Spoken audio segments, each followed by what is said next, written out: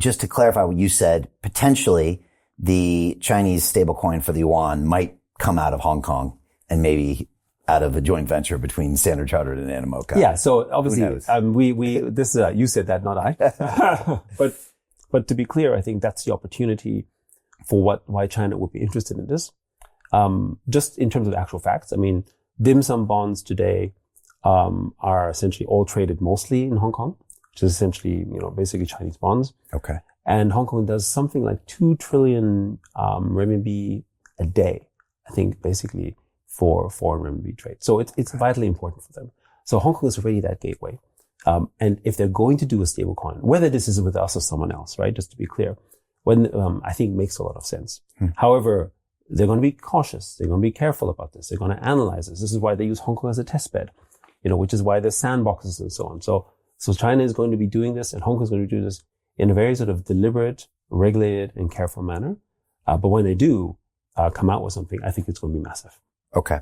And Animoca in the future possibly could entertain a US IPO. You obviously just got the audit done, but who knows? That's in the future sometime. Yeah. I mean, you got Justin Sun who said he's going to IPO Tron in the US, which of course we love Justin. He's been on the show before. He is one of the greatest marketers ever, in marketing himself and his company. I think he would later said that was just a vehicle, like a treasury vehicle for Tron. Yeah, but maybe not. I think treasury vehicles though are probably the most common thing right now. Yes. So, for instance, that's a new hot thing. It's a new hot thing. Yeah. And you think about it, actually, treasury vehicles are a great way for any token issuer to essentially bring attention to your product and a way to buy them without calling it an ETF, which has its own complications. Correct. By essentially bringing on a kind of investor who knows about you and also essentially becomes an accumulation play. It's also a fantastic way to ensure that the business in question, provided that is a decent play, is going to continue buying the asset and holding it on its treasury as a kind of what Grayscale used to do with Bitcoin. Right, before it became an ETF, that was actually what GPTC was, right? It was essentially a kind of basically Bitcoin index that the public markets could basically participate in. So I expect that to happen in many more tokens. So I think that makes much more sense. Okay. I don't know that sort of Justin necessarily enjoys the rigors of a public company per se. That's not to say that he wouldn't consider that. It's just to say that, why would he have to deal with that? There's pros and cons. I think for us being a public company makes a lot of sense because we think of ourselves as a potential consolidator, right? We also think of ourselves as one that's already a public company. We have 3,000 shareholders. We have to have audited financials. We have the public accounts. Our numbers are public. So we're public before. Yeah, because we were public. Australian Stock Exchange. Exactly. So we have all the disadvantages of being public company, right. But we're not getting out of the benefits of the market. So of course, us going public makes a lot of sense. But I think a lot of people, just quickly on the audit, a lot of people were skeptical that we could even get a full audit done. And more importantly, this audit is essentially an unqualified opinion. What the London Real Investment Club actually does for you, it gives you the keys to open that door to the inside deals. In the last 3 weeks, I've participated in 3 incredible deals, a layer 2 Bitcoin protocol, an incredible AI protocol. The deal flow is beyond what I expected. I don't think I've ever seen a model like this that just gives average folks the opportunity to be behind the deals. And that's exactly what we've done. Not only that, you get to hang out with Brian Rose every week. And for me, that was huge because I look at Brian as somebody who's not only an expert in the space, and I think is on the leading edge, but just the leading edge of thought with London Real and the work he's doing there. To anyone who's taking a serious look at this, I know it's a big decision. It was a big decision for me and my family, and it is one of the best decisions I've ever made. So I wish you all the best and hope you come join us.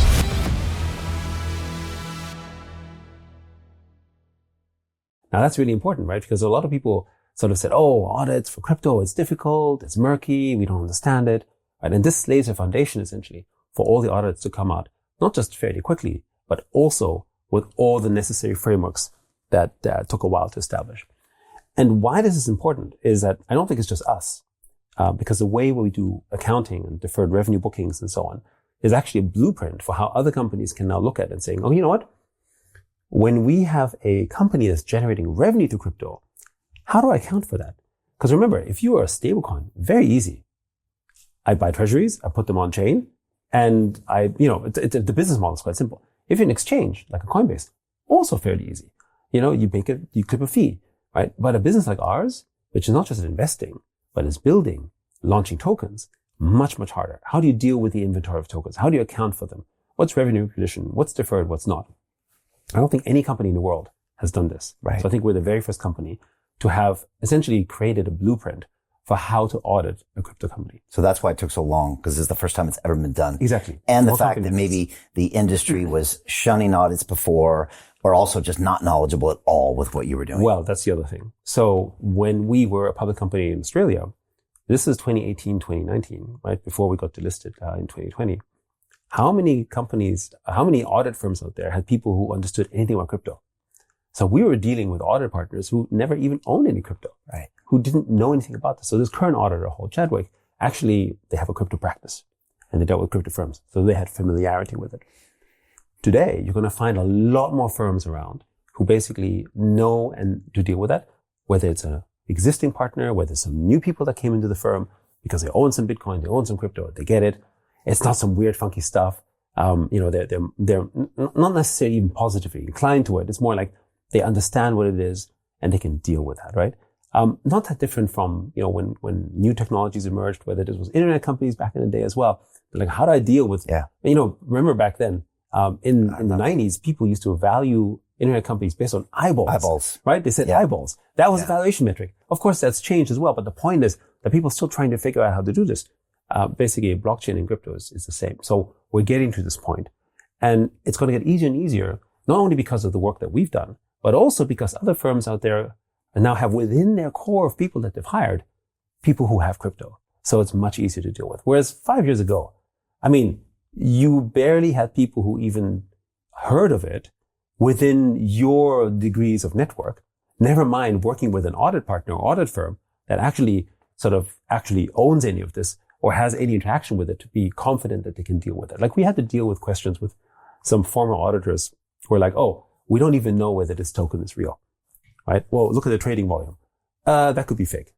Okay, so what do you want us to do? Well, if you sell all your tokens and then buy it back, then we know there's liquidity. I'm like, is that what you do in the stock market?